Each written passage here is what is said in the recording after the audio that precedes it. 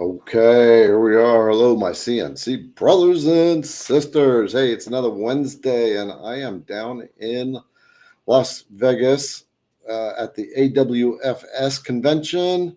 And yeah, it's not nearly as big as it was 2 years ago. Or 2 years ago, they had two full showrooms and convention halls that are really big.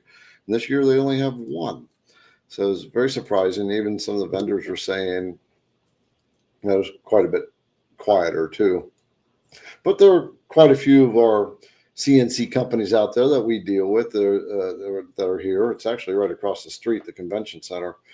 Infinity, got to talking to them for a while. Next Wave was talking to them for a while. Those are the ones that make the Next Wave Shark. And Phantom was there. I am blown away at how fast Phantom is developing equipment. They now have a 5-axis CNC, which was very cool. The thing is giant. It's like super tall. And of course, some other companies, there's a lot of companies that deal with finishes and what do they call it? That's the strips that they put on the end of like mica or something. For countertops, tabletops. There's machines that do that. What was the other one I wanted? VECTRIC was there. Got to talking to them. I almost talked to them about coming on as a special guest tonight, but I was kind of, I'm just going to chill out tonight and do this. Kyle Ely was there. Got to talking to him. Cody from Jenny Bits is there. And he just came for the day and got back at 1 in the morning. And then his daughter got sick. They had to take her to the ER, but she turned out okay. And then he's going on some family trip. Saw Ryan from CIC Workshop and met a lot of other people, made a lot of other business contacts as I am working to develop other products to bring onto the IDC Woodcraft store that are more accessory stuff. So that's what's going on. So right now, Liberty will be here. She's not on board right now. But our normal goddess of IDC Woodcraft, Juliann, is there. I'm going to bring her up. Hello, Juliann. The lady's keeping the fort held down while I'm down here. For the most part. Yeah, it's fun. The air is really dry here. It's really humid here, so enjoy the dryness. Yeah. I have to make sure I take a bottle of water with me when I take a walk. The cool thing is this big sphere that they have there. It's just all kinds of cool things on that sphere. So I like seeing that. Went out to dinner, met Bella. Oh, yeah, awesome. Bella is Kyle's new wife. So she's super sweet. Aww. Super sweet. And I learned that she is the one that turned him on to Asian food and stuff like that. I was talking to Kyle. I said, you know me, I'm from Pennsylvania. I was just a hillbilly. Give me a burger and a beer. I'm happy. Well, he doesn't drink, but burger and a Coke. There we go. So she turned him on to some of the cool Asian foods. Neat. So who all do we have here? Let's see. Brooks and Bill, Brandon, Lance, David, Windy City Smokers. What's going on, brother? You got to check out his stuff. He makes, if you're a bourbon drinker, you got to definitely check out his smoker. WindyCitySmokers.com, I believe, is his website. I think so. Mike, I've been talking to him Jeff. I've been talking to him almost since I've been online. He reached out to me, and so every once in a while, I gave him a lot of business guidance. You got to find your niche and talk to him about how to speak to the customers. And I got to say, Jeff, you've come a long way. When you zeroed in on the bourbon things and you decided to do your thing with that, now it's starting to take off, and it's just patience. Just keep at it. Make sure people know. There's Becky. What's going on, Becky? Jack in the shop. And Jack, we want to get him on board again. Also, I messaged you about Alex. We'll bring Alex on board. Yeah. Lyle. Yeah. Pete. What's going on, Pete and Ralph? Yeah. Okay. Well, got some of those names out there. And so I am working on a smaller laptop. So I'm going to have to do my best at zeroing in here when Liberty's not here to do the reading of the questions. So we doing a giveaway today? Yeah. Okay. Okay. I came unprepared for one. Oh, well, you know what? Let's just pick something out of the hat and say, well, we'll do that. I'll do a random draw. Random draw. And from now on, I will put the code in too. So if IDC comes up, what would the rule be? Let's see. If IDC comes up, I don't know. We were kind of spitballing some ideas. So yeah. Give us some ideas, folks. So when we do the giveaway, I'll type in the code, and if I turn into the winner, okay, of course I don't win because I've already got access to everything, but we'll roll it again. But there's got to be something that will just something fun. You know, do we give an extra gift away? Do we double the gift? I was going to say, that's what Brooks just said, double the giveaway. Dan's getting really generous and says that everybody wins. Oh. Yeah, put IDC under, brother. Ooh. Danny says that they get something from the show, like the show that you're at. Oh, yeah. Yeah, my whole focus this time was really just to make contact and talk to the companies to start to expand the IDC. I would like to know some things that you would like to see on IDC Woodcraft. So I want to get into work holding. So I have a category for that. We are getting the vacuum systems up and running on the site. What else? So yeah, I'd like to see what some things that you guys would like. VECTRIC software, I was talking to them today about that. And the way VECTRIC, their policy is if you are not like an OEM machine maker or supplier, then they don't want to. They want to make sure that whatever equipment you're providing will work with the VECTRIC software. And I was talking to us, I said, well, you know, it's not really the software, it's the post processor. And I asked, had you ever really run into that? And you know, they didn't really. I didn't get a clear answer on that. But anyway, so we're talking about that. You know, because I'm a big supporter. I've been teaching their stuff for what, 5 years now? Just about, yeah. Yeah. And we are working to get machines on the site now. Mm-hmm. All right. A lot of new things on the site. So yeah. So folks, make your notes, make comments. What would you like to see in a store like what we have? So we got the tooling. We're starting to work to 3/8 and 1/2-inch tooling and insert tooling, and also the accessories. Okay, what else? I'll keep you on board with me, Juliann, until Liberty gets here. Yeah, what else? So, I'm not paying attention. I'm doing stuff in the background, so I'm not just like staring off into space here. Right. Bit what? Let's see. Where you at? It's right there. Bit cases. Oh, bit cases. Yep, there it is again.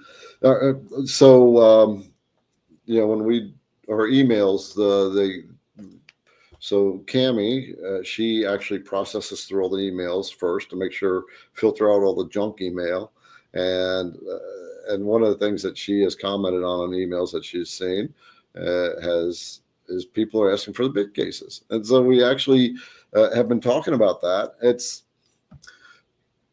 one of those things that we're kind of working it in through the cracks, right?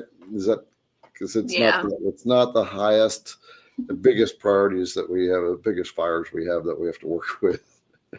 Although the ladies do a really good job of keeping the fires under control. I think I'm the one that sets all the fires. I don't know. You're kind of like that.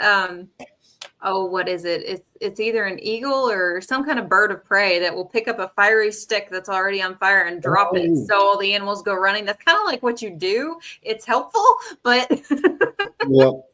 Well, that's what I like about you guys when I'll do that. You're my check and balance. Mm. Let's kind of hold off on that one. Let's think about all the pros and cons first. Yeah. And it's good to have that. When I was looking for a Juliann, we had help from my mentor's CFO, and she talked to me about her role, and she is the check and balance for her boss, which was my mentor. And if he wanted something, he had to ask her. He had to justify it to her. Otherwise, she'd say no. And that's Juliann's rule. I was talking about that to someone yesterday, and they said, "What's your dollar limit before she has a chance to say no?" And I'm like, no, maybe $100. Oh my gosh. Okay. It depends on what it is, to be fair. It depends on what it is. Right. Yeah. And it's also does it align with the business? Mm-hmm. It's like the Shaper Origin. I really wanted that. It would have been a lot of fun, but it doesn't really align with what we do. By the way, those who have a Shaper Origin, they're at the show too, and they now have developed a little integrated CNC with the Shaper. So really? It's a small, maybe 18-inch wide by 18-inch wide frame that will actually run the Shaper for you. So it was kind of cool to see that they're stepping into that game. And I asked them, so what are you guys going to be doing in the CNC space?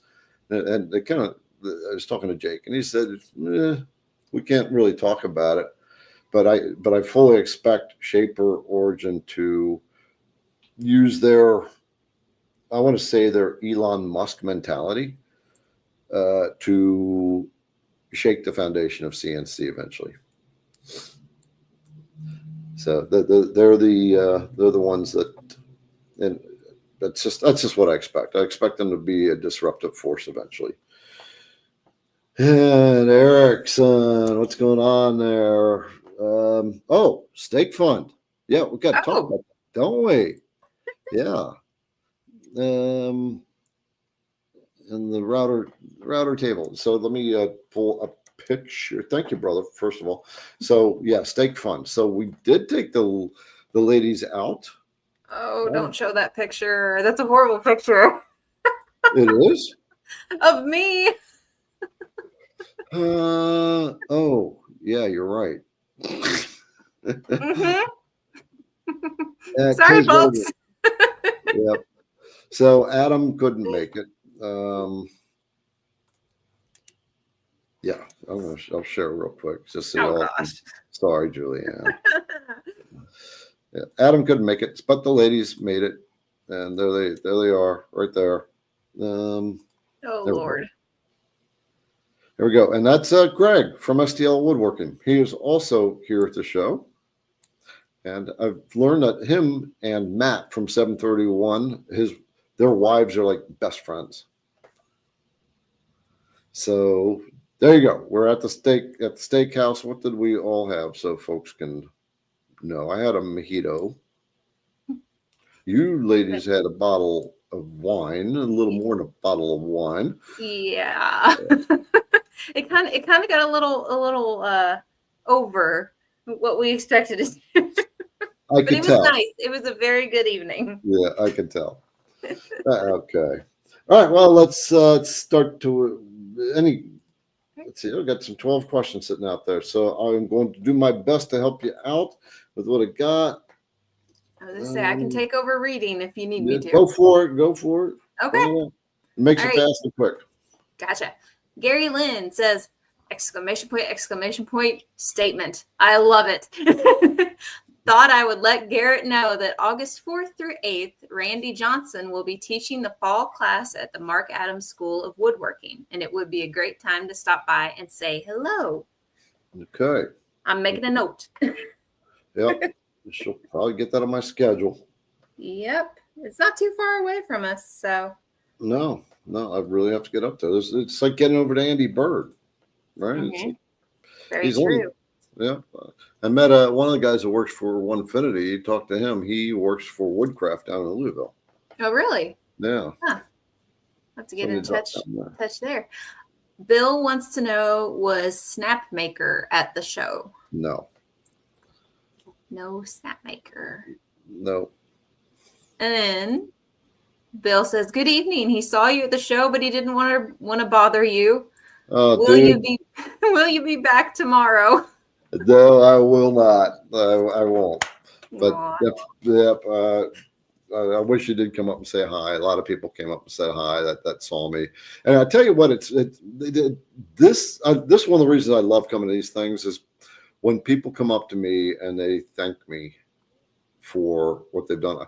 And the other thing is the idea of getting into CNC and taking the plunge with the idea of making an income on it. I hear stories all the time, and I talked to one person. He said 2 years ago, he's watched all my videos, and he said 2 years ago he dove in and got a machine, but ended up becoming a tool company for cabinet makers. So CNC tooling, and in 2 years became a $3 million company. Wow. Right. So we're going to connect, but it's just fascinating that if you just trust the process, it's just wild how things happen. So yeah, like Ellen's story. It's like the kookiest, coolest story on the planet. We should start keeping track of that as we learn about the different things that people get into and how they end up falling into a CNC business. There are two other guys I ran into. They got a machine to make a display for a company. Somebody told them, "Hey, the displays are where the money's at." So they got a machine, they made a display, and now they can't keep up with it. And they're the ones that make the display for like the displays for like shower stalls, the faucets and what have you, just the little things that the displays are mounted on. So they make them and they mount all the stuff on them. They said they had to make 7,800 pieces for one of the, a series of displays. Wow. All right. So that's a month and a half of machining. So yeah, they had to work on how to optimize that. So trust the process, folks, and just let people know you're doing stuff like that. Oh my gosh. Yep. Okay. Let's roll on. David says his alt mill is coming in August. Right, David. You're gonna love your alt mill, brother. You're gonna love your alt mill. All right. And make sure that you come on the live when you got it, so we can really do the happy dance when you finally do it. Yeah. Definitely. All right. David's asking, what are typical distances between T-tracks on CNC machines? Good question. So on the IDC site, I've got a basic calculation. It's basically the width of your machine divided by 6. I'm getting ready to throw the link in. Yeah. I actually might change that. 4 inches is a really flexible distance. That just means more tracks. Don't go more than 6 inches between tracks, because then you get too far apart. I'm at 8 inches, and I'm going to have to revamp mine because I run into this all the time where I don't have. I want them closer, especially for the smaller pieces.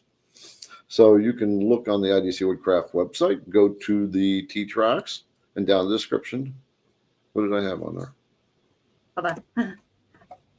I'm getting there. I'm throwing the links in first. Yeah, so Juliann will be throwing links in as we talk about different things like the T-tracks. Let's see. So I designed our own T-tracks because some people make T-tracks and they think, oh, the people are just doing it for 1/4-inch tools. And then you buy a set of clamps and they have the 5/8 threaded rod or the T-nuts, the T-rods, whatever you want to call it. And they don't fit your tracks. So I made sure it worked for both. You have it divided by 5. Divided by 5. Okay, I took the average. So go with 5 inches. Yep. All right. John is asking, how did you like the sliding spoil board on the CNC?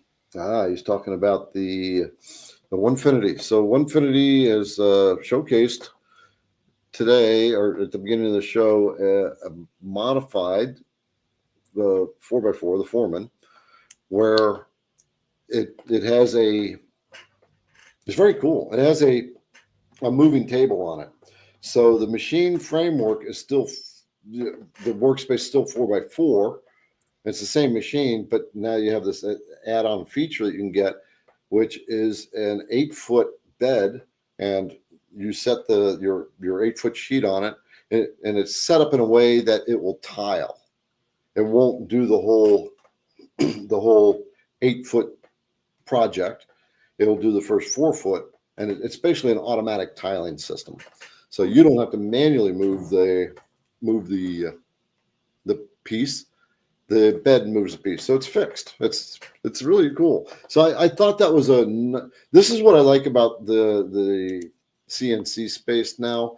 It's gotten pretty mature in machines, and now there's a lot of innovation coming in with little things like the tool changers and the sliding bed on the Onefinity. What else was there that was a nice, interesting change? Oh, Onefinity has a new control module that was, they said they worked together with Redline. Redline's a spindle company. I haven't talked to them yet. We'll make a note. We need to contact them. But they have come up with a new control so they're looking at the Masso and they're saying, what does the Masso not have that people want? So they responded to it and they developed their own control. Excuse me. What itch?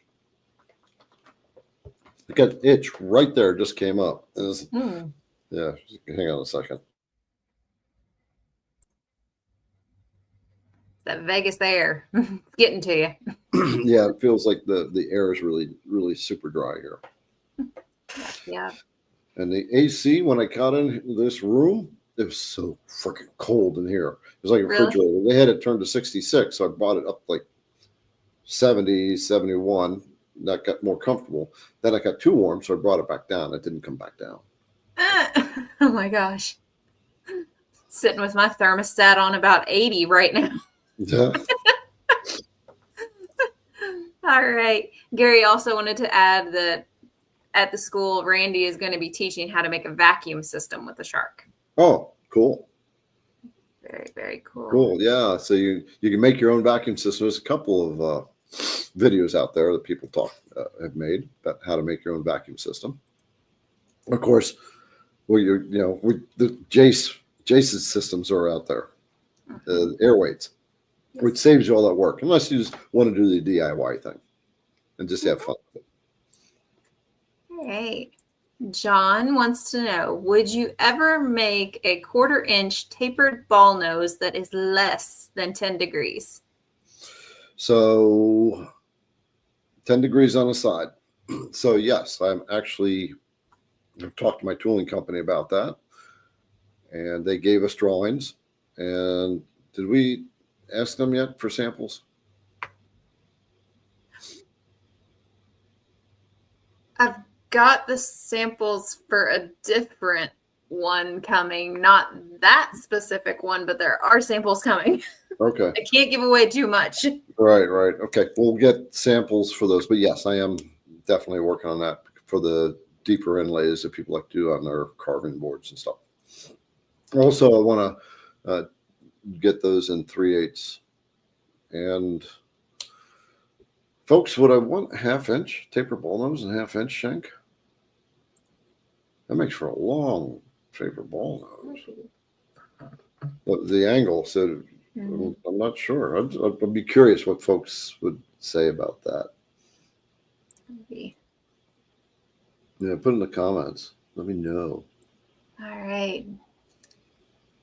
While we're waiting on those, Robert wants to know, have you had a chance to review VistaSculpt?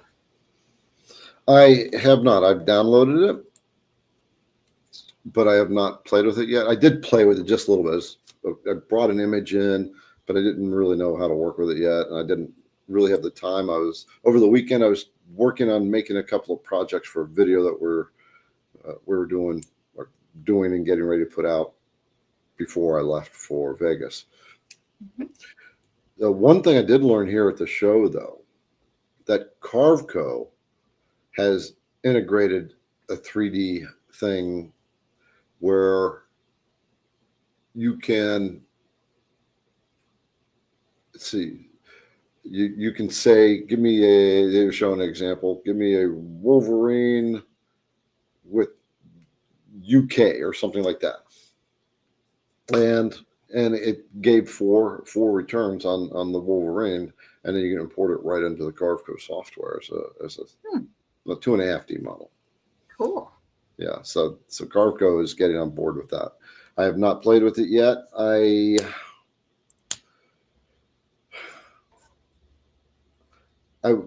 know that I need to do that. It's really working on my priorities right now. And really what my priority is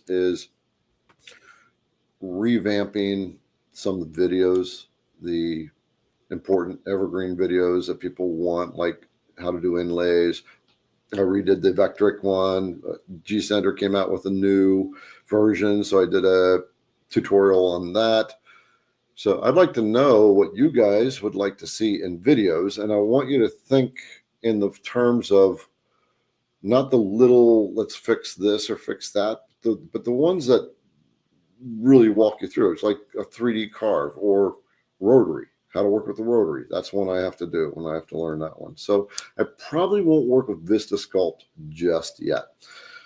What we are doing, we're talking to a company that has made 3D models for us, and we're going to get them on the site. So for those who want to have custom 3D models made, they do quite well. All right. It looks like Bill gave us a $5 super sticker. What's going on, Bill? Thank you. It's going to the new steak fund or whatever the girls want to do. It'll go. Maybe we'll put this toward so you guys, the Texas Woodworking Fair that's coming up in September, October? September. Yep. Okay. So I'm not going to that. Juliann and Liberty are going to that. So maybe we'll just make that their slush fund for while they're down there. And don't get them wine. Oh, boy. Oh, gosh. Oh, gosh. All right. Next. Next is Wayne. Any chance you could carry Aura mask? That's another product. I was actually working on that. We started to approach that, a year ago? Yes. And so what was the deal with Aura mask? Aura mask, they have an entire network that they work through for sellers. So it's like regionally based all around the world, and it's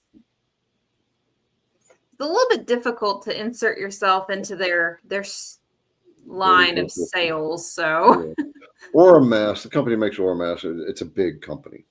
So they're like IDC Woodcraft. That's they want to deal with companies that are really moving product. But yes, we will work on that one too. One of the things I really want a technical sourcing person. Really, really want that. And that person will understand the CNC industry. They would deal with I would say, okay, this is what I want in CNC tooling. They would do all the work to make the contacts with the various tooling companies, get the samples in, make sure they're tested, other products, make sure that end is taken care of. So we can do it on contract or salary person. I don't know. We haven't really addressed that part. But it's important. I'm writing down that video idea that I just saw that Jared put on there. Yep. So Juliann will make that list, and she'll get that list to me, and we'll start working on that for sure. Yeah. I want to have all these new evergreen videos, and I'll take my experience from the previous times I might have done videos like inlays and make them even better. All right. There we go. I need to take shorthand or something to make my Yeah. notes a little faster. Yeah, you can't copy the text from here. Well, but I can't copy text into my notebook. That I know, doesn't but work. it's like copy and paste text in the comments. Oh. All right, next. All right. Tadden wants to know, what is the best resin kit for a resin beginner? Well, What about what's yours? That's your show there. my recommendation is probably the one that we've used at work. And that would be Total Boat. We actually have a link for them. And Liberty and I were sent a couple different things from them, have used just a little of it. We have yet to use any of the resin from Super Clear yet, but both of those companies are, they're really good, and their customer service is really good. So even if you have questions about, which kit do I start with, or how much of this do I use, all that, they will definitely get back to you and, help you through it. Tons of helpful videos and stuff with them too. So yeah, I have not played with epoxy myself. That's why I threw it over to those guys. Also, when Greg is on here from STL Woodworking, right, he's really good at that as well. So, Yep. All right, let me get that link in there. Total Boat. Oops. All right, there's the Total Boat one. Okay. And then, Find the next comment. and then we were speaking about Greg before. Here's that Super Clear link. All right. Yeah, you can contact the companies and really ask them.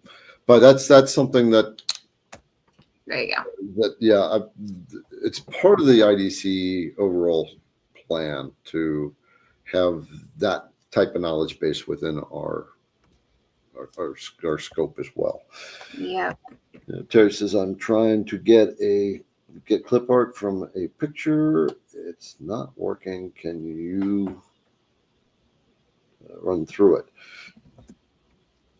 Trying to get clip art from a picture. So,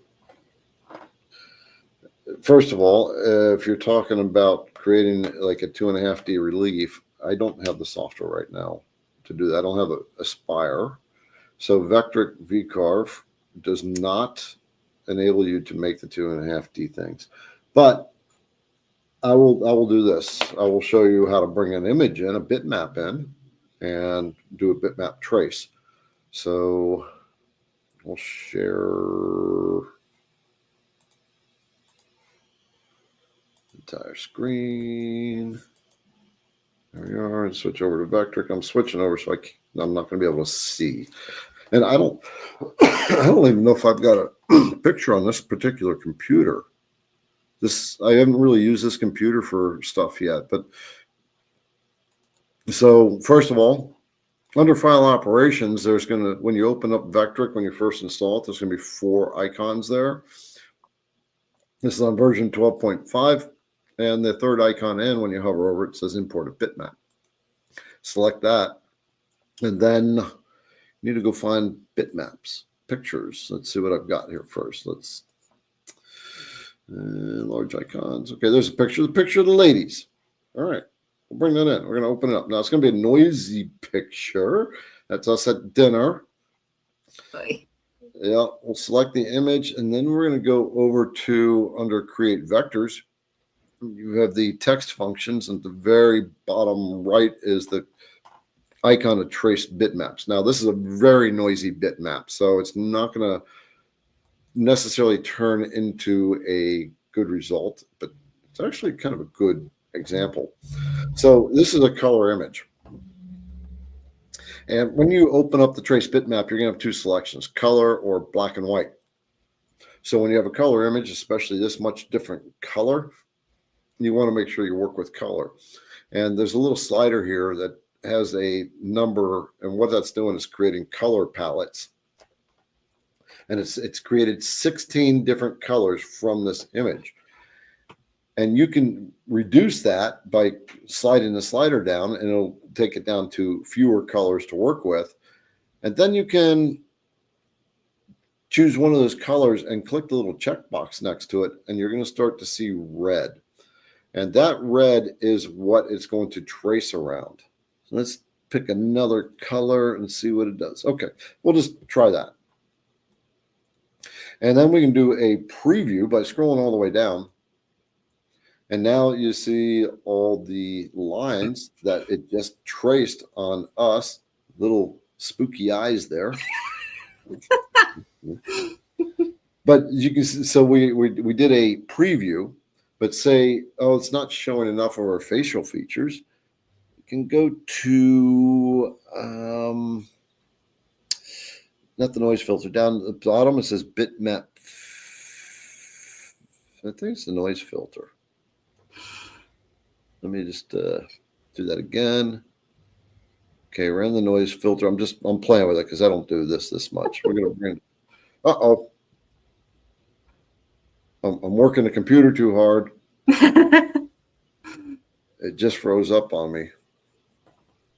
Well, you're still audible, and I still see your camera. So. Okay. All right. Well. Wow. I'm not sure I can even switch my window right now. Eek. Yeah, because it froze up. Okay. eCarb is not responding. Yeah. I'm going to close the program. Let's do this. There we go. Okay. Well, and then you play it with it from there. So and then you once you got the preview done, you're happy with it, then you click apply, and then you close it, and then you'll be able to work with the bitmap. So we'll go with that. So this computer is not as powerful as my other one to work with that stuff. Gotcha. We got another VCarve question, this time from John. How do you change the surface color in VCarve? Okay. All right, I've got to reopen VECTRIC. Say okay. And go back to share screen. Okay, I can't see the screen again. So if you want to change the material color, like right now, go to 3D view. And it's not going to show me a whole lot. Let me just put a shape in here. Close. Then go to 3D view. So there's a couple ways I'm interpreting this question. First of all, I'm going to say, okay, let's say you want to have a particular material look. When you're in your job setup, when you first open up the project, down at the bottom, it has the material settings, the very bottom button, and you can click that button and select the different types of material that you want it to look like. So right now it's set up on maple, and I'm going to change this to, I want to find granite. Give me black, something dark. There we go. We'll go with that and say, okay. And I'm going to switch over to toolpaths, and we'll just do a quick toolpath. Select that. I'll just go with whatever happens. And there we go. So that is the material that it created. It's kind of that goldish color, whatever that was. I'm going to see if I can change it there. Can't change it there. So I'm going to go back to the job setup screen. And we're going to go back in. We're going to change material settings to, oh, that was brass dark. Okay. And now we're going to change it to I want something really dramatic. Let's just grab something. Oh, there you go. Nice deep red. Ugh, ugly. Cancel. So that's one way to do it. So now the other thing, the other way that I interpreted this is the toolpath color. So I'm going to delete that toolpath. I'm going to create a pocket toolpath based on that rectangle. And that pocket will go 0.25 deep. And I'll just go with both. Yeah, we'll take that one out. Remove. Okay. And we're just going to, so we're creating a little bit of a pocket here. And when I preview that toolpath, okay, it just shows a little bit of shading on that pocket. Now, what you can do is, if you want to color the toolpaths, there's several things you can do. Right up at the top of your preview screen, it says machined area color. And there's 1, 2, 3, 4, 5 different selections. The first one is machine material color. So it's not the natural color that you set your material for. The next one is the surface color. So that's actually the color that wasn't machined. That's new. So then you, whenever you're changing a color, there's going to be that little drop-down palette that you can change the color to. So I'm going to change the surface color to blue. So that's the surface color. And then anything you machine, it looks like what has happened there. Then you can do a global color. And the global color is going to color every toolpath when it carves. So I'm going to change that color. And now you can see that is colored. If I did a V carve, it's going to be colored the same color. And finally is this toolpath color. And that's where you select the toolpath. So we got one toolpath here. So I'm actually selecting it down at the bottom. I'm clicking it and it's highlighted. And then I'm going to that little drop-down box. I'm going to say toolpath color is blue, or that taupe color. What color is that? Aqua. Aqua. Okay. Like that. All Dark right, so swimming pool. yeah, I'm going to create another quick toolpath. So let's do, since everybody keeps saying you're awesome, Juliann, and Liberty are awesome. Okay, and where did that even put that on there? Okay, let's just try that again. We'll just put your name, Juliann. And the text height width 5. Oh, duh. I'm not sure why that didn't show on the 3D screen. That was kind of weird. So I'm going to close that. I'm going to, we'll keep the two. Juliann and Liberty are awesome. Let's just bring that up. Like that. And we'll get rid of that. And now I'm going to create a V-carve toolpath. And we're going to select that. And we'll just take the bit that's in there. Cancel. No, close. It's got a bit in there. Going to calculate that. Preview all the toolpaths. So you can see that Juliann and Liberty are not colored because I designated the pocket with a color, but I did not. It's Julie Ninan, by the way. Okay, just so you all know, that's the proper way she spells her name. We just don't. Oh, yeah. Okay, so now I can click the toolpath color again when I highlight the V-carve toolpath I just created, and I can select the drop-down box and choose a different color. So we'll just go with red, and that's how you can designate individual toolpaths. Tim had a follow-up question to this. Okay. Why would you color a toolpath? Makes it easier to see sometimes. Yeah, it makes it easier to see for me. It sometimes just makes it jump out a little bit. You know, try it a little bit and see if you like that. Generally, what I prefer to do is I'll go back into preview toolpaths. I like to go with the global color. So I just select a color and I color one color, and I can just see it just jumps out. For me, jumps out better. But the other reason is if you want to create a project and you want to experiment with the colors and how it's going to look. Even though VECTRIC uses a basic palette, I'm not sure if you can go into custom. Yeah, you can go to more colors and use custom colors. So we can go like lime green right there. And there you go. But anyway, you can see what the different colors will look like on your finished project. Gotcha. Just get an idea of what your intention is. Okay. Great. Dean has a question that I can actually answer. He says, how long before the Jenny Bowl bit comes back into stock? He had it in his cart, and of course he waited too long. Got to jump on those.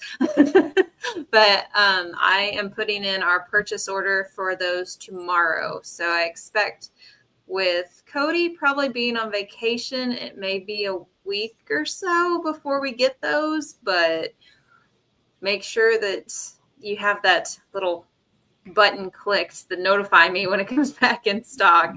Yeah. So it'll be a week or two at most. So Okay, yeah. Just want to make sure you all know what she's talking about. So we'll go to this bull bit. All right, and I'll share the screen.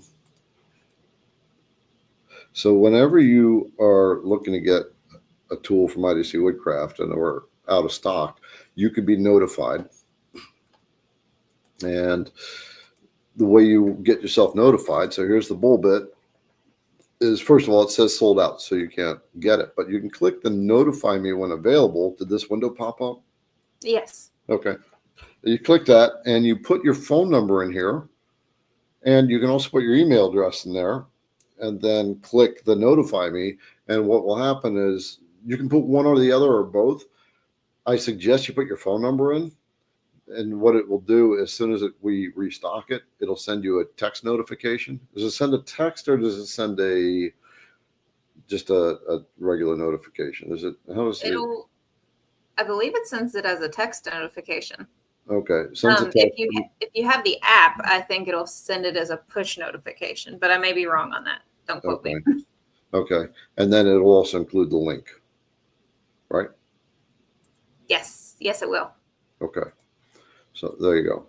So whenever you see a product from IDC that's out, we are working to.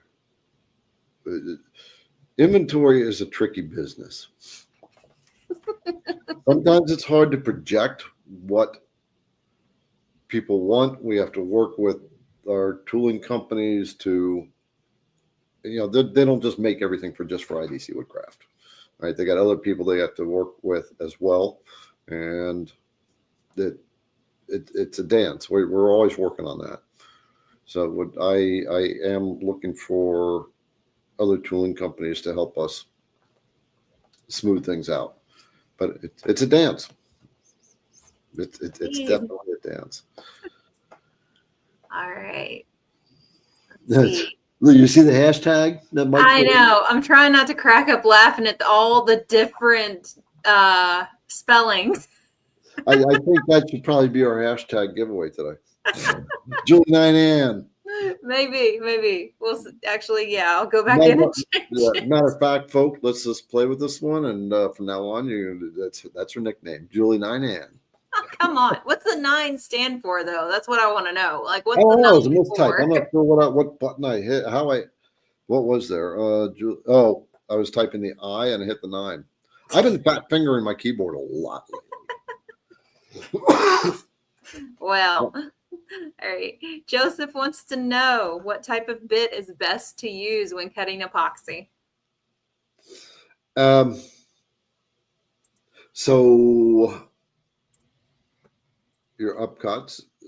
I haven't done a lot of epoxy cutting myself, so that's why we need Kate and Greg on board. Mm-hmm. All right. And as a tooling supplier, I need to know this stuff. So that means that looks like Juliann and Liberty are going to get to work when Liberty gets her machine to do an epoxy thing and start getting that one figured out. But I would like to know what you folks that do epoxy, what your favorite tool is to use on that. Epoxy, it cuts well. It's Let's see. surfacing bit. Yep. Yeah. Slow speed with epoxy from Randy. Mm-hmm. Nature's Live Edge says epoxy cuts like wood. Okay. But I'd say it's more consistent, right? It doesn't have the grain density interruption that you get. Unless you get bubbles. I don't know if that would make a difference. Okay. So yeah, so what WX is saying is, okay, we got the 30 degree. Yeah. So when you guys are doing like multicolor epoxy, so you pour one color, you have to machine out, and you have to pour another color. What 9 degree bit? What do you like to use a V bit when you're doing the second for the second pour? Or is it straight cut? What? I mean, of course, it depends on the compression bit.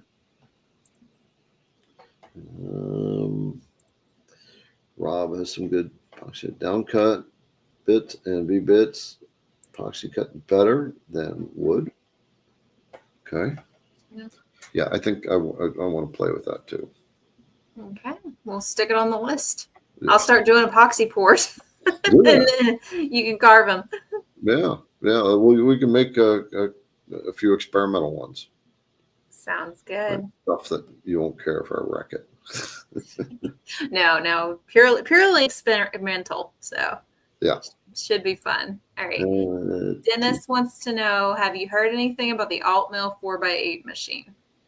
Yeah, I know they're working on it, but the status at this point, it's still in development. But they got the concept down. It's basically the same machine, but it's going to be longer. So there are some structural changes they have to make to it. The extrusions will be longer. I think one of the things they said to reduce the packaging challenge, they're going to set it up in such a way so you put 2 4x4s basically together to make it work that way. But the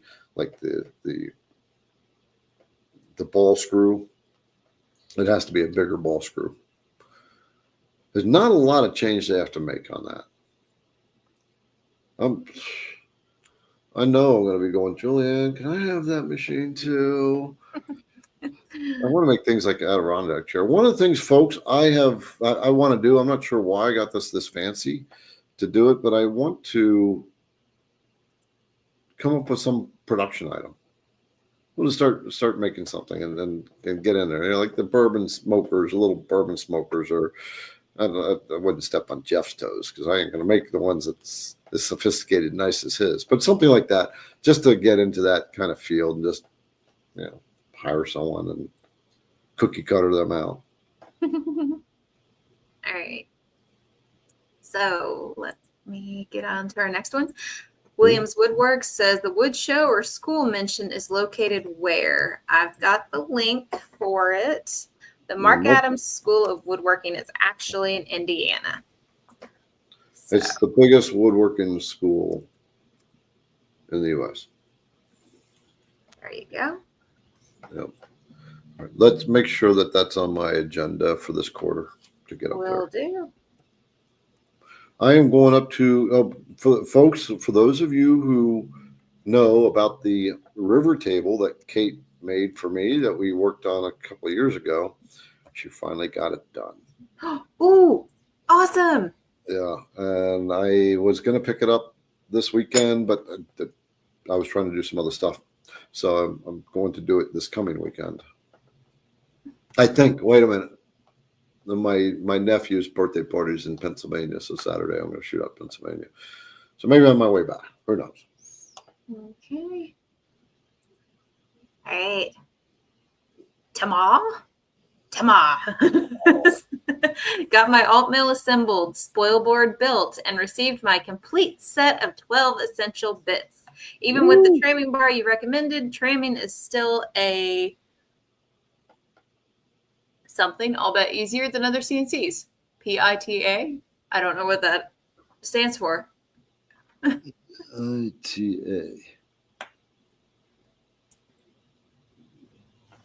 With the tramming bar you recommend, tramming is still, pain in the ass. Tramming is, it's definitely a challenge, but I'll tell you what, thank God you got the alt mill. And it actually took me a little while to do the tramming with it as well. But it's such an important thing. But when I say thank God you got the alt mill when it comes to tramming, because literally all other machines, you have to loosen the spindle and shim the spindles to get the spindle taken care of. So in tramming, there's the two directions. The side to side is the yaw, Y-A-W, and then the Y direction back and forth. That's called the nod, like nod in your head. So tramming is a pain going back and forth. But just stick with it, do it, make sure everything's tight, and then every few months, double check your tram. Mine has been holding up superbly. Good. I was gonna say, and William wants to know, what is the tramming bar you recommend to a CNCer? The one that we were going to produce that we haven't produced yet. We're getting quotes. That counts. Yeah. So PWN has a tramming bar. What I don't really recommend are those dual gauge tramming bars. That's a lot of stuff. And unless you want to work in like within the tolerance of thousandths of an inch or 10,000ths of an inch, right? So I would suggest a tramming bar at least 6 inches. Here's something you can do to develop your own tramming bar, because the longer the tramming bar, the more accurate. There was somebody I saw, he had a Shapoko, and what he did is he took a piece of 2x4 or 2x2, and he cut like a 18-inch piece, and he drilled a 1/4 inch hole in each end, and put a little slot in it, and he stuck the bit in the one end, and that would get chucked up in the spindle, and then you have something else on the other end. You can use a screw, you can whatever, that will just spin around, and you can use that. It's a hillbilly tramming bar, but it works. So you make your own tramming bar. Yeah. I had one for a while, but it was totally hillbilly. Then we actually had a tramming bar sample made. It's a 12-inch tramming bar, and they made it, and we were going to get that produced, but we haven't gotten to that point. And that's been a while, so it's just another thing we need to take care of. Should be pretty easy. Just go back and get the quotes again, make sure, order 100 of them. Yep, it's on my list. Okay, but in the meantime, you give them the PWN link. I did. Okay, there you go. Right. Use the link that Juliann gave you. It'll take you to training. In the description and in the chat. Yeah. All right, John, has anyone ever done an inlay that is 3/4 of an inch deep? Let's bring that question next week when Greg from STL is back in, and let him answer that. Okay. All right. Tommy's asking, is there an ETA when you'll have the ER20 collet nut back in stock? Well, I just placed that order 2 days ago. So hopefully it'll be in the next week or 2 weeks that those will come in. All right, cool. And the ER32s, did you take care of that too? I've got ER11s, ER14, ER20s. There's ER11, 16, 20, 25, and 32. So we didn't stock the 32s, but I decided, I think I sent you the thing. I was going to say, there's a couple on, there's a lot of repetitive numbers on that list, and I just go by. So I want to add the 32s as well. Okay. I'll make sure, I'll double check that. I think I gave you a list. Yeah. All right, there you Yeah. go, Tommy.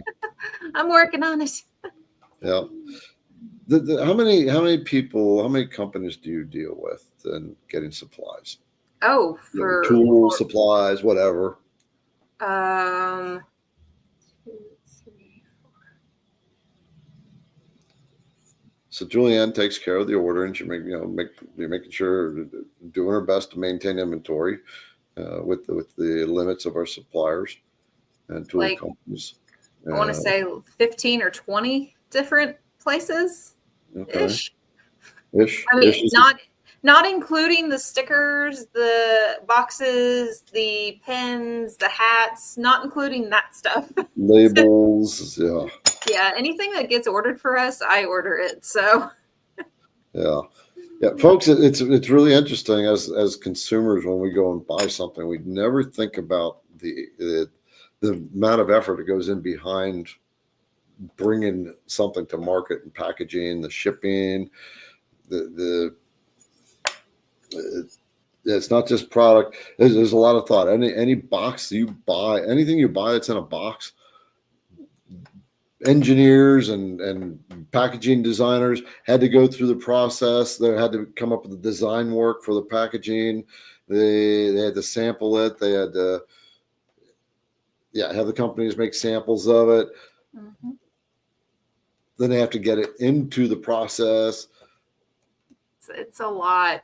It's a lot. It just and yes, and the M&Ms. And the M&Ms. Can't forget the M&Ms. Yeah, I wonder how many M&Ms, boxes of M&Ms we purchased since I started doing that. Oh gosh, I usually order about 6 or 7 cases at a time. So each case has 560 in it. Yep. So yeah, we bought a lot of candy. Yeah, crazy amount. Yeah. All right. Lonnie says, don't see ball nose engraving tools in your database, or am I missing it? The fine and ultra fine 3D detail end mill. So the taper ball nose. Yeah, he doesn't see them in the. Should be under the taper ball nose. I just installed this. So I got to see if VECTRIC did the transfer from my database. It did not. So on this computer, I just installed the VECTRIC. So I haven't even installed the database. So it should be under taper ball nose. Oops. Oh, my computer's like doing this weird stuff again. VECTRIC decided to crash on me again. All it did was open up the database. It's not happy. Yeah. So we'll have to work on that with this computer. Mm-hmm. So yeah, they'll be under taper ball nose. And there's 2 bits in that field. But I'll have to download it and check it again. Gotcha. Our tech guy takes care of that. Yeah, we do update it fairly regularly. Yeah, whenever we add new tooling, we update it. We update the app too. App sometimes takes time because apps don't work as fast. As you got to deal with the app, the Google and Android, and they got to wait for those updates. Yeah. Okay. All right. Williams Woodworks. Does your 1/16 or 3/16 bits fit in your 1/8 or 1/4 inch collets? Was not sure if the shanks are sized differently. Okay. So for the 1/16 bit, that is a 1/8 shank tool. And so that will fit in the 1/8 collet. The 3/16 is a 1/4 inch shank tool. So with the 1/8, you can do one of 2 things. We have the collets. You can use a collet adapter, and we have 2 kinds of adapters. We have your standard run-of-the-mill adapter, the CL48, all right, which reduces the adapter reducer. It reduces from a 1/4 to an 1/8. They're very inexpensive. Then there's the real precise ones, and they are significantly more expensive, but they're much more precise, much better holding. And that would be the what, CLM? Is that no? Is it okay? And then if you have that's for yeah. And then the other thing you can do is like if you have a Makita, we have the Makita collet, the 1/8 for the 1/8. So if you have a Makita trim router, it comes with a 1/4 inch collet. You buy the second collet, and we have it for 1/8. If you have the ER collets, so we have those for the 1/8 as well, depending on the size of the ER collets that you have.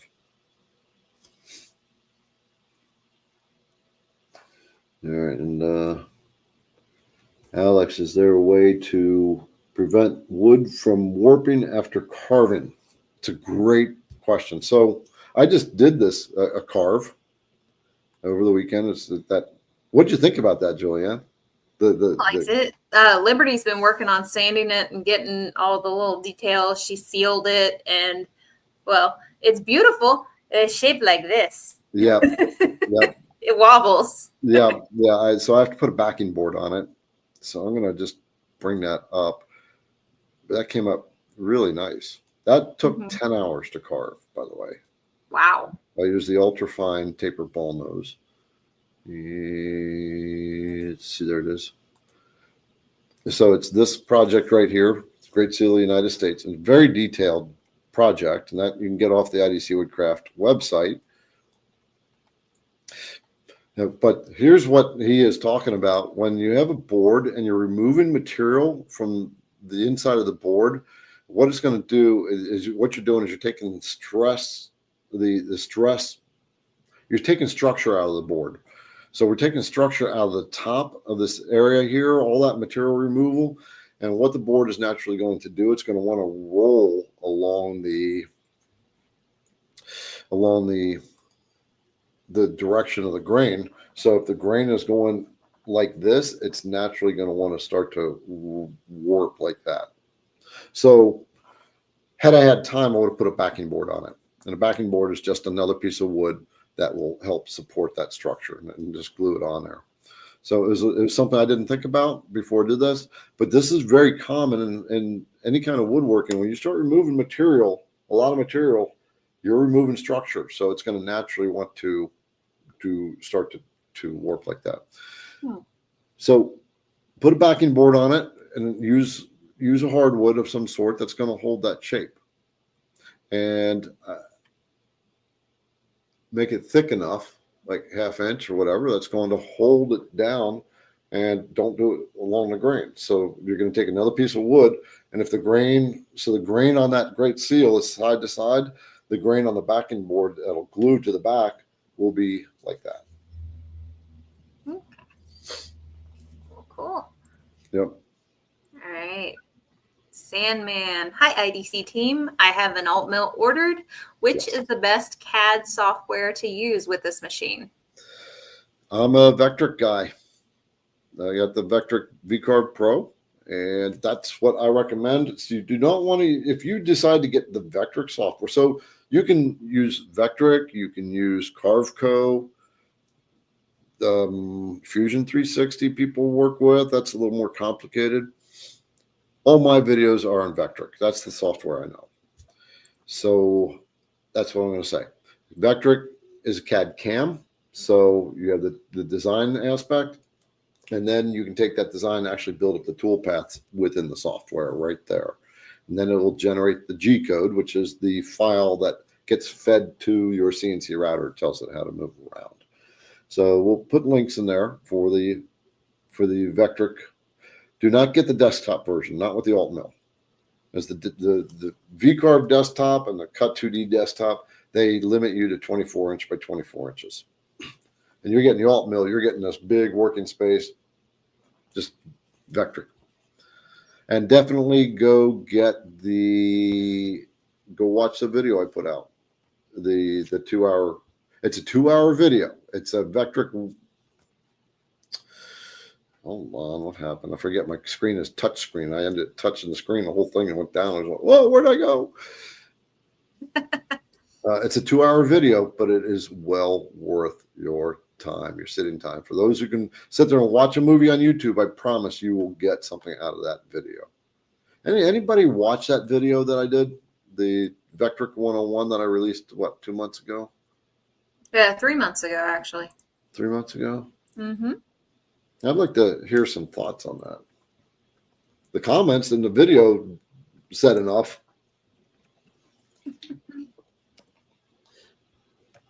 Terry says VECTRIC Pro is great software. Now, if you're going to do cabinetry, you want to use a different software. You want to use like a cabinet maker's type of software. I think there's one called Cabinet Maker. Nick Frost that we sent you information about today. I was talking to him. He learned on the one I was saying that built a $3 million business in 2 years. I'll talk to him and see what he says about cabinet software. Jim said he watched the video. David said they watched the video. I'm just kind of curious what your feedback was on that video. Put the download link for the video list. It doesn't have to be the landing page direct link. Gotcha. Yep. So she's going to link, and for those of you who are brand new, as a video list. It's all the videos I've made. It's a little. It's probably a year out of date, so we have to update it. But it's got all the videos I've made up until then, and it's all organized. It's categorized and organized, so you'd like start right from the beginning.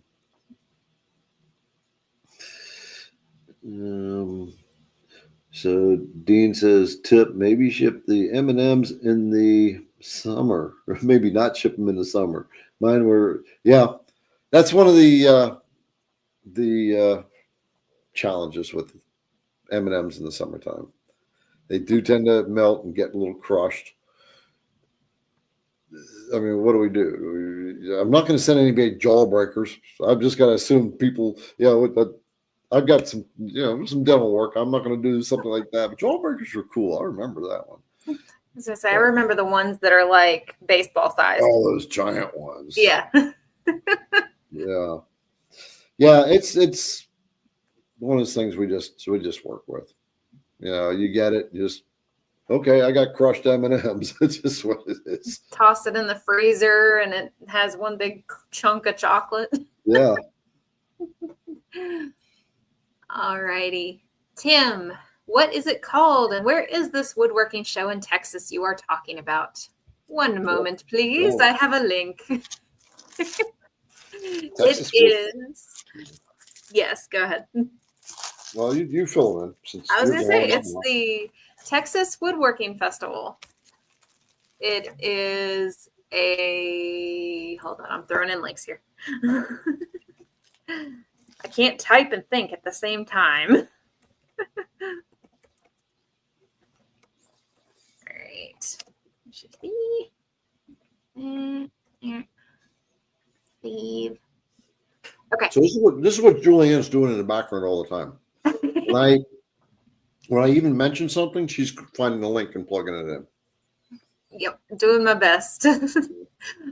Basically, it's woodworkers, companies, hobbyists, a whole bunch of talented, wonderful people coming together. And they actually have some classes. Liberty's got a couple classes that she's going to take. I've got a class that I'm going to take while I'm there. So, yeah, it's going to be exciting. Yep. Hey, Danny said, crushed M&Ms are great on ice cream. Ooh. Just saying. Thank you, Danny. Now we got our answer for our summertime M&Ms. All right. I was thinking like a s'more. Like, can you just like squish it out onto the graham cracker and chocolate, and then M&M s'mores. I think it'd be good. Okay. All right. Let you get a drink there. Randy asks, can you explain a little bit about editing in nodes, which handles to move, etc.? Okay. All right. So, folks, we're at a quarter after, so we're another 15 minutes. But we do have the gift, whatever giveaway we're going to be doing. Juliann will still have to set that up. Maybe she did set it up. Who knows? Okay. So the question is for editing nodes. Okay. VECTRIC, please don't crash again. Let me open this up and get into. So first of all, folks, for the new ones, new folks, nodes enable you to make changes to your design, to fix things up. What nodes are they are basically, they're like transition points. And think about, let's just make a shape first. I'm going to create a rectangle. We're going to create a circle. That was not a circle. There we go. We'll create we'll create a line like that. And then we'll create a straight line. Right. So nodes are like, think of the beginning of this line as your starting point on a road, and you're trying to go from Madison, Indiana to Las Vegas, right? So that's our roadmap. And every time we have to make a change in direction of some sort, we have an exit on the highway, and that exit is a node. So, and even if we're going around in circles or squares, and we're starting in Madison, Indiana, and ending in Madison, Indiana, we still have these turning points that we have to make. So in all software, there has to be this defining thing to define these changes in direction. So in the VECTRIC software, whenever you have a line selected, you hit the letter N, and you are going to get the nodes popping up. Now, you can select all the items, and you will get nodes, and it'll show the nodes for everything. So there are several types of nodes. First of all, if you look here, think of the green node. Each vector will have a green node. And that green node is the starting point. So that green node is Madison, Indiana, where IDC Woodcraft is. And then these are the various turns that we have to take. Now, the black nodes are what we effectively call corner nodes. They are right angle transitions. And not necessarily right angle, but they're corner transitions. So it can actually be, we can insert a node right in the middle here. I'm going to just hover over the line and hit the letter I, and it just inserted a node right there. That would still be considered like a turning point. It's a transition point that we just plugged right into that line. We can, these black lines, we can, first of all, click on it, and it's hard to see, but that I clicked on that, and that node is now red. And that means it's now selected. Now I can hit the letter D and delete that node. I have to hover over it. When it's red, okay, I can use my arrow keys and start to nudge that node around.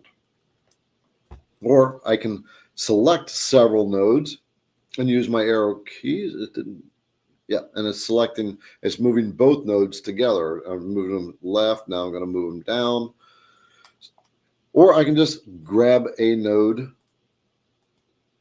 and I can drag that node around all I want.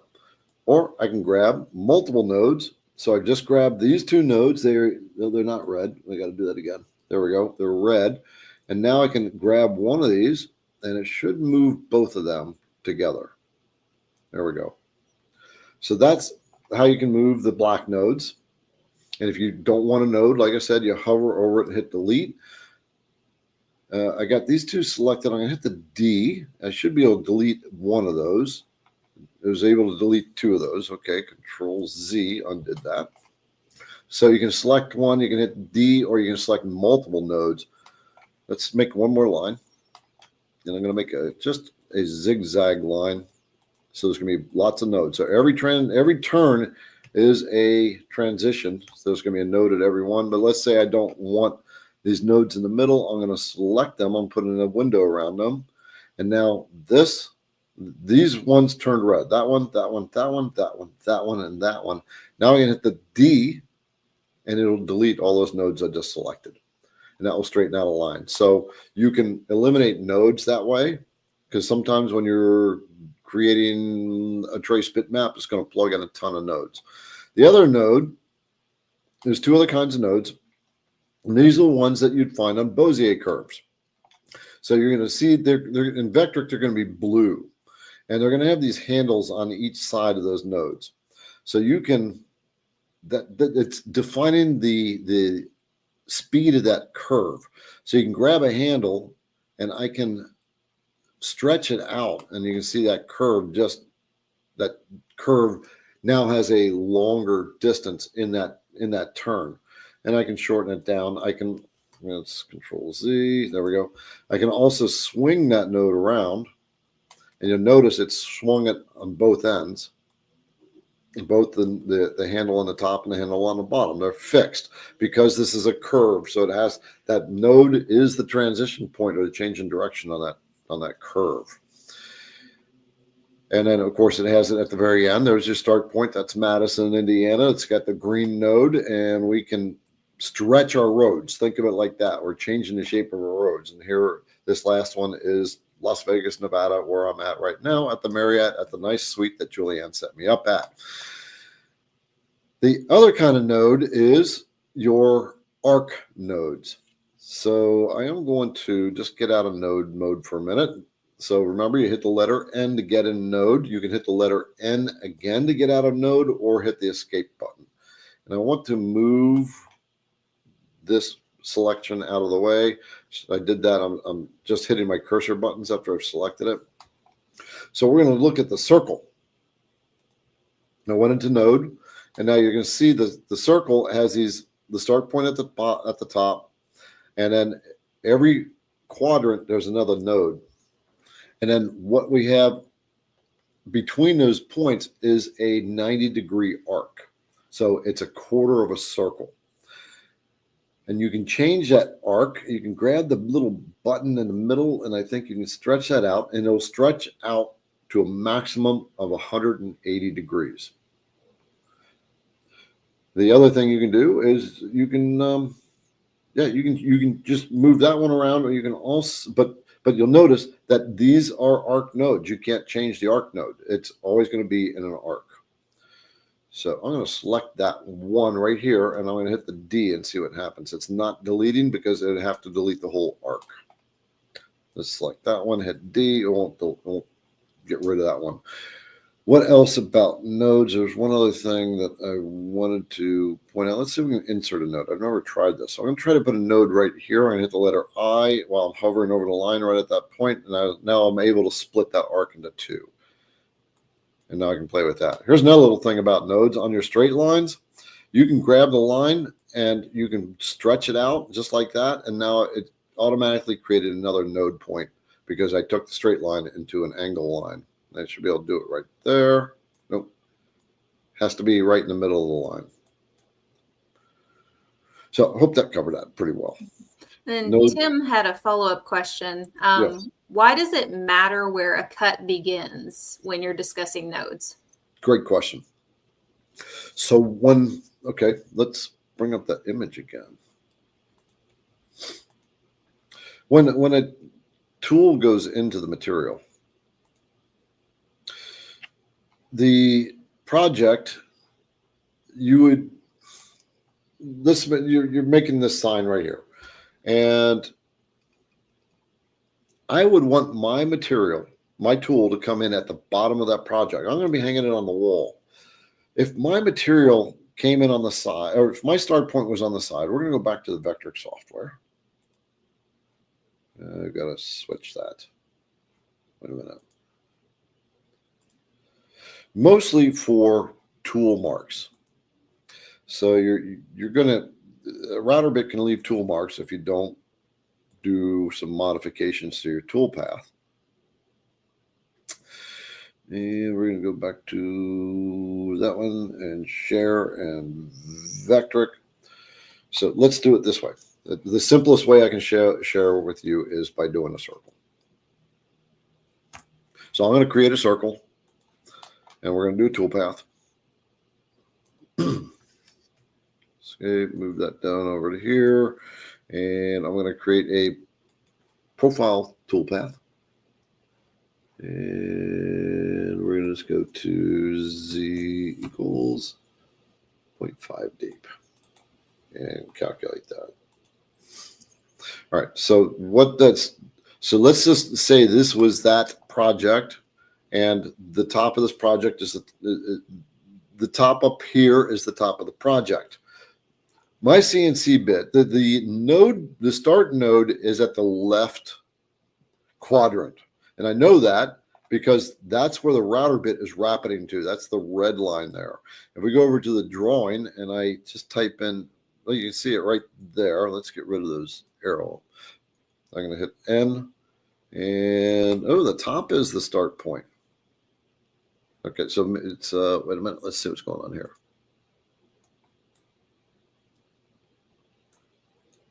That's interesting. Oh, that's because my, I've got my, let me see what my settings are first. Go back over here. I got to cancel that. I got to make sure to see where the settings are at here. Lower left corner. Oh, that's interesting. That should start at the top of the project. So I'll have to look into that and why I did that.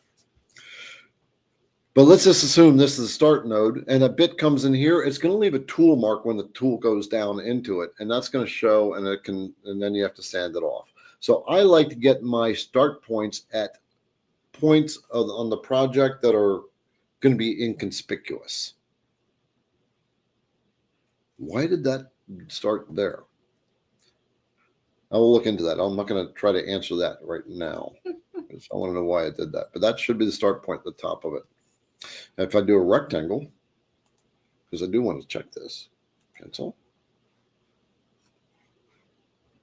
As it should do with the rectangle. I'm always changing my start points.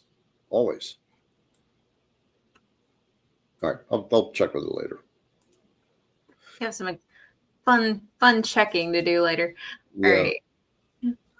I love this next name. This old man. Hi, could you give a quick lesson on how to set up the G55P2, G56P3, etc.? Yeah, because I'm not hooked up to my machine, I can't get GSender launched. So next week I will show you how to set that up. Bring that question next week. All righty. Yeah, we're going to handle one or two more, and then we'll do the giveaway. Okay, I think we can get through these next ones pretty quickly. Epoxy being mentioned. What's the best bit to remove epoxy? Do you use a plastic bit or flute? So that was kind of discussed before. I was going to say surfacing bits, compression bits, all sorts of. Yeah, there's lots of variety in there. So people have their own things. Next week, come here next week. We'll communicate with Craig just to see if he'll make sure he'll be there. Maybe we can bring him on board unless you got somebody else planned, and he can answer some epoxy questions, or we'll get that in there. But come next week, hopefully Greg will be here and we get that answered. Okay. Tommy, is it possible to let us purchase out of stock items on back order? I'm sure many of us paid for our CNCs and waited for months for delivery. Sadly, we do not do back order purchasing. We want to make sure that you pay for your bits and get them directly when you pay for them. Yeah, so that's an executive order on my part. And I mean, I because Juliann and Liberty are decision makers in the company, and I talked to them about it, and just bounce it off of them. They also, because it creates a whole new level of complexity for us to manage. So we're not going to, we don't do it. So it has been thought about, my friend, but we won't do it. We don't do pre-orders. Yep. Oh my goodness. Okay. This next question, I say definitely bring that to our epoxy experts. Robert wants to know, what type of material can you put in epoxy? Granddaughter was born on the same day as I was. Would like to do something with our birth certificates. placing them in epoxy. That's cool. That's cool. I wouldn't necessarily put them in a deep epoxy. Yeah. I would, if you're going to do anything, a very thin layer. I don't know. I don't quite think that epoxy in a birth certificate is okay, especially if you have to take it in for your driver's license as proof of identification. Yeah, check if you ever plan on getting, if you don't have it, the when you go out of the country, passport. Yeah. Yeah. I don't know if they still require that now with all the advancements in technology. Because now you don't have to show boarding passes. You show them your ID at TSA, and they do the face match. By the way, let's get my pre-check done. Well, I need you present so we can go through your pre-check. Okay, put it on the list. All right. Yeah. Okay. Wayne says, when working on a carve and half of it will be deeper than the other, do you have to have a double line in between to separate the halves, or would using layers work better? On a carve, half of it will be deeper than the other. Do you have to?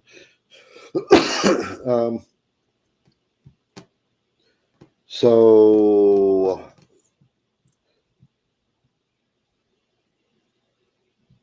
I'm assuming that you're talking two different shapes, or let's go back into VECTRIC.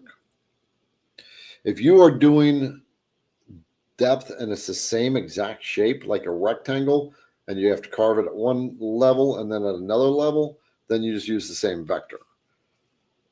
But if you are doing, let's go back into it. VECTRIC, don't crash on me, VECTRIC. And I know this is related to the this computer. So we're going to go here. We're going to get out of node mode. And I'm going to just make another smaller circle in here. Close. There we go. And so we got two circles. So we're going to go, let's change my material thickness to 0.75. Okay.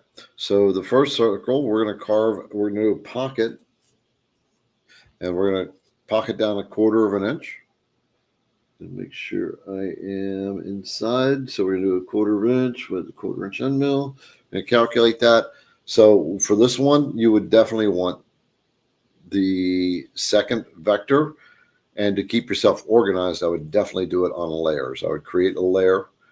So the layer would maybe be called the, however you define, like to name the layers for what they're doing. So I would create a layer for text. I'd create a layer for cutout. I'd create a layer for something else.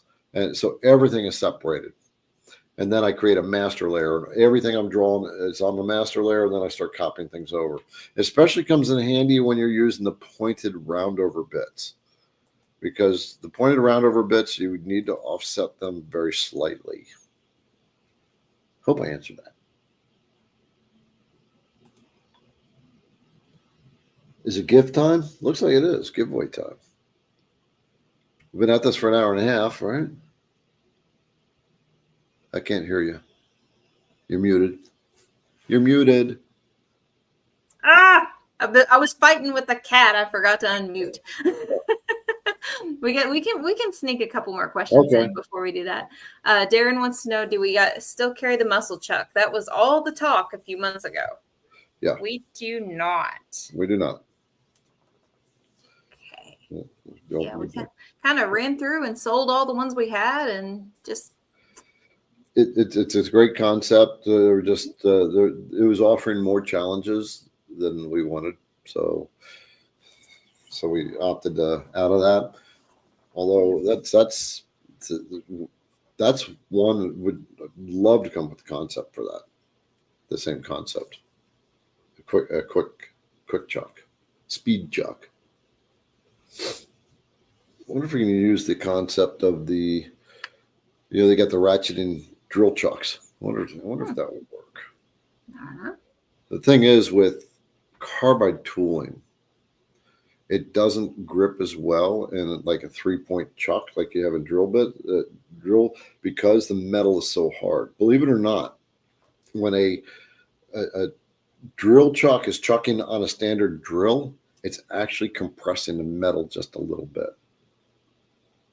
Just a little bit, and it's able to create that grip. But on carbide, is too hard, and you just can't get the tight grip. Interesting. Yeah. All right. Russell, would you recommend using a thread locking compound when assembling a machine to keep bolts from backing out due to vibration? For example, blue Loctite. Dude, I am a red Loctite man. It scares people. I hear people say, but I don't want to fight to take the machine apart, to do maintenance. I've learned in the industry in my years in manufacturing, and I was an engineer over certain things, and I told all the maintenance guys, red Loctite on those screws. They're like, I don't want to fight to take them off. I don't want them to come off, dude. Right. I am a red Loctite guy all the way around. The difference with red and blue is it holds, but it's easier to take the screw out. Red, it can actually, if it's a small screw, it can actually like shoot, you can't get it out. But you can heat the screw up on red Loctite and it will melt. And you'll be able to take it off. Interesting. Yeah, but use your Loctite. Okay. 63837 case. I've been waiting for you to show off the Phantom you purchased. When will we see any videos on it? Oh, wow. Well. Wow, dude, that Phantom is come and gone. Yeah, I bought that Phantom 4 years ago, and I had it for 2.5 years. It was there when you were here, right? Yeah. Mm-hmm. Yeah. Yep. 2.5, 3 years. And the thing with the Phantom, it's more of a production machine, and that's that I had to look at it from the perspective of the scope of the business and what I do. So I'm a teacher, and I'm not a producer. So the Phantom is a production machine. It's what they call pro level CNC. It's a step down from industrial. And pro levels, rigid metal frame, welded steel frame kind of thing. It just doesn't have a lot of the bells and whistles that industrial machines would have. But just didn't fit the business profile. Mm-hmm. Phantoms, they've come out with some cool stuff, though. I was talking to them. They're here at the show. They come to every show. It blows me away how fast they come out with new equipment. Steve is just on it. All right, it looks like I got one more queued up here, huh? Yep. Last question. This one pops up often. Does one resharpen bits? Oh, yeah. So when you're dealing with 1/4-inch tooling and 1/8-inch tooling, it's not worth the time. It's not worth the money, the time, the shipping, the cost of the resharpening. When you start to get into 3/8 and 1/2 inch, then it becomes worth considering. It definitely becomes worth considering. We actually now we're starting to move into the 1/2 inch tooling and 3/8 tooling. We need to get a source that we can turn people to do that. Mm-hmm. So the thing when it comes to resharpening tooling is remember you're changing the cut diameters of the tooling. So, but right now we don't offer it. But 1/4 inch or smaller, don't waste your time. It'll cost you more for the whole process than it will just buy a new bit. Gotcha. All right. We've got some interesting stuff going on in the chat here. I mean, Albert, I would love to use that one, but I heard he made the other.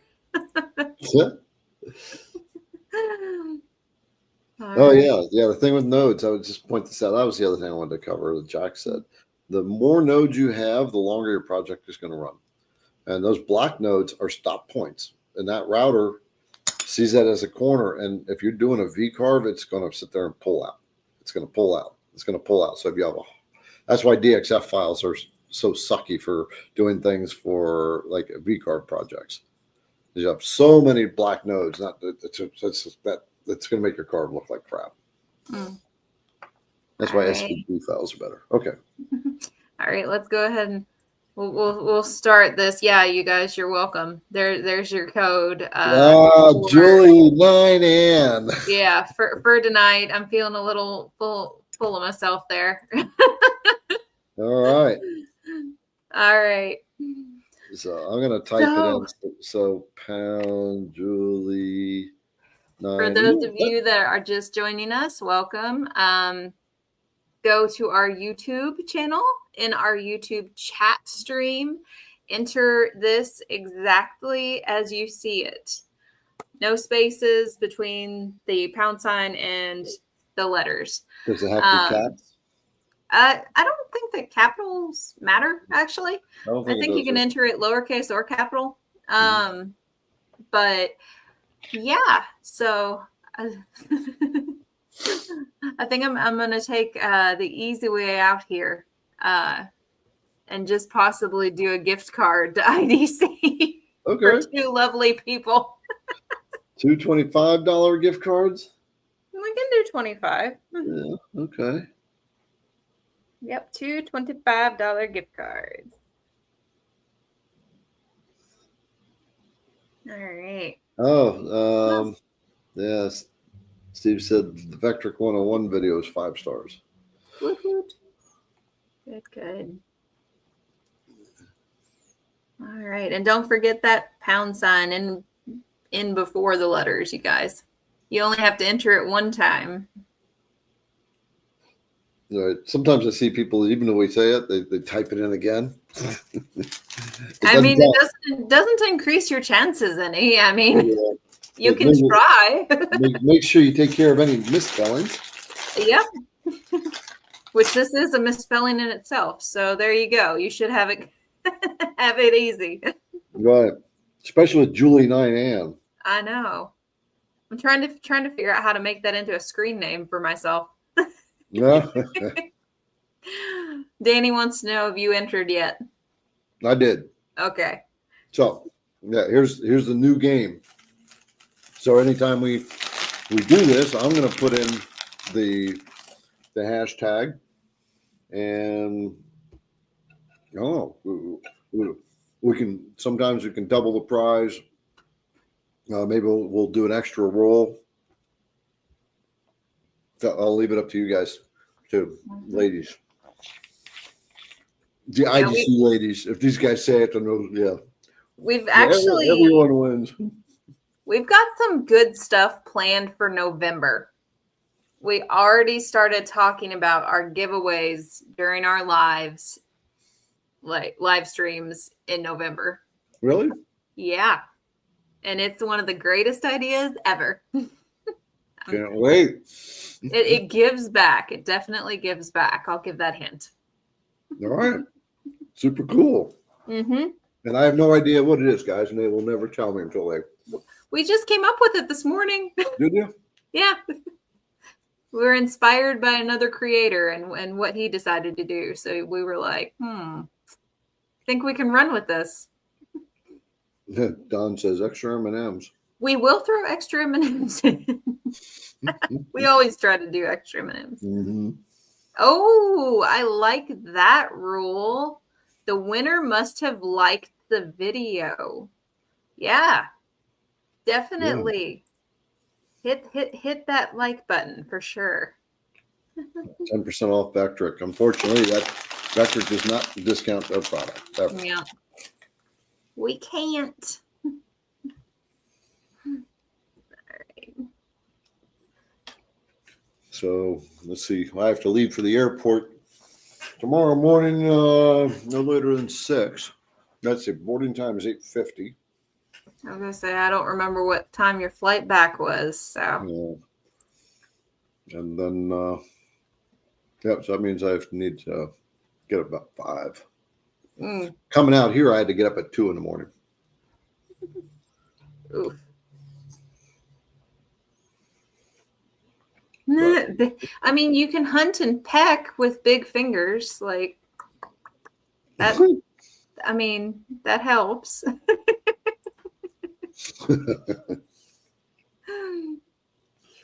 Yeah. Unless you're doing it on a phone, then that kind of makes it a little bit more difficult. Right. Barry said there should be 205 likes.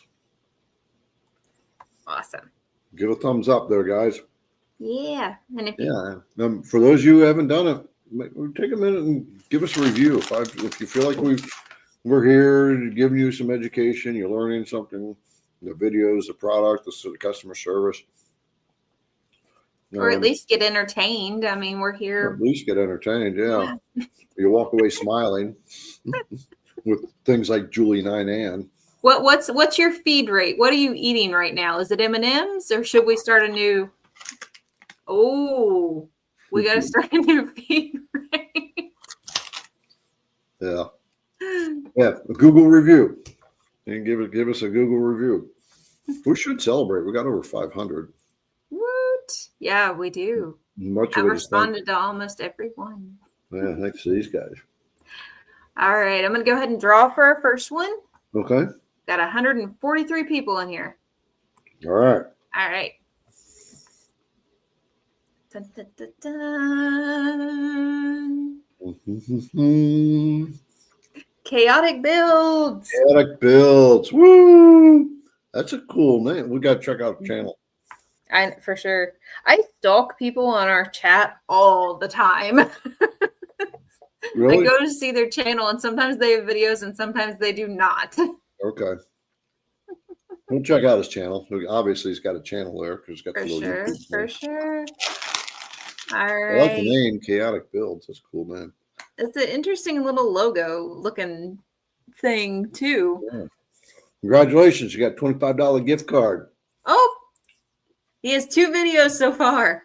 All right. Yes. Well, you got a subscriber now. Heck yeah. All righty. So let's go ahead and get our next winner in there. Get the crazy misspelling of my name off there. The fruit juice will melt faster than M&Ms. Yeah. It'll be one giant glob. Yeah. These aren't that great. All right, you guys, we're going to do our second one. There we go.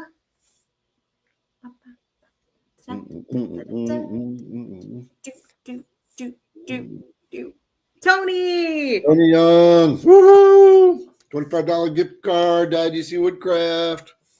All right. Super cool. Awesome, awesome, awesome. All right, you guys. So how you're going to redeem these, if you've been here, I'm sure you know what I'm going to say already. Just head over to idcwoodcraft.com, find our contact us button, put in Wednesday winner, and I will need your name, your email address, and many happy emojis that you have won. Right. And if you have a name like Chaotic Builds, Yes. you need to tell us who you are. Please. You know, oddly enough, I did actually have a couple impersonators. Oh, really? Yeah, like it's been a little while, but there was somebody that was like, "Hello," and I'm like, Yep. They've already contacted me. Sorry about you. You can't pass that stuff by Juliann, guys. I do my research. Yeah, she checks. All righty. Well, congrats, you guys. For Yeah, sure. definitely. All right. Well, I am going to go get myself a little bit of dinner. I'm not that hungry, and a beer, and then I'm going to pack and sit outside and just chill and enjoy. And I will see you all next week. Yeah. I think we'll have a special guest. I'm not sure who we'll have on yet, but I want somebody next week. I was going to say, I can't remember. I've got like 4 people I'm trying to schedule in. So yeah, I think Alex, let's work on Alex. I sent him an email already. All right. Yeah, cool. Yeah, we should get Alex. And he's super, super nice guy. As I say, Liberty was speaking highly of him today. So yeah. All right, folks. Congratulations, winners. Thank you all for hanging out with us. And enjoy the rest of your week. Make something cool. And send us pictures of it. Yep. And give us a Google review. Ooh, let me throw that link in there. Yeah, if you haven't given us a review already, give us a Google review. It always helps the store. It always helps us. Then it tells us if we're doing good or not. Yeah. I love to get those. I want to know. Yeah. Google review. Link is going in, you guys. Yep, it'll Last be in link the- of the night. Yep. All the links will be in the description as well.